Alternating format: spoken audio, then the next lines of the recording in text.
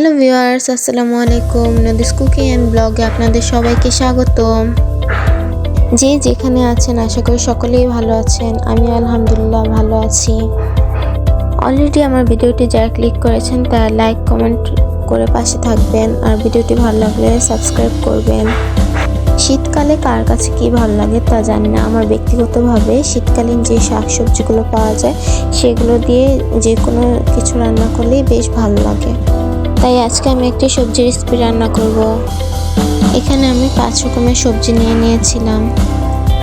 এখানে রান্না করার জন্য আমি একটা পাতিলে পরিমাণ মতো তেল দিয়ে পেঁয়াজ কুচি দিয়ে কিছুক্ষণ ভাজা করে নেব। পেঁয়াজটা ভাজা হয়ে গেলে আমি এখানে আদা রসুন বাটা দিয়ে দেব।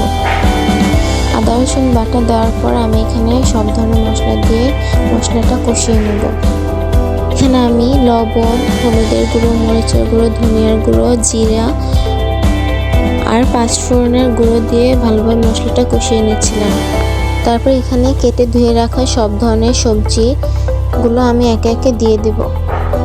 এখানে ছিল ফুলকপি, শিম, আলু, টমেটো, পেঁয়াজকলি, ধনেপাতা।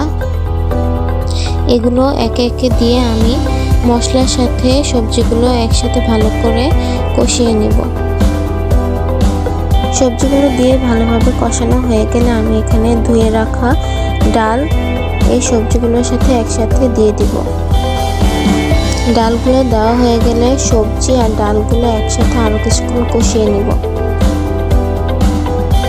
সবজি ও ডালগুলো ভালোভাবে নাড়াচাড়া করে কষানোর পর আমি এখানে পরিমাণ মতো পানি দিয়ে দেব।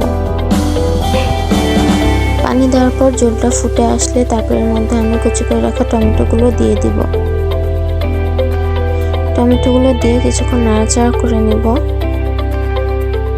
টমেটোগুলো দেওয়ার পর আমি আরও কিছুক্ষণ চুলাতে তরকারিটা বসিয়ে রাখবো।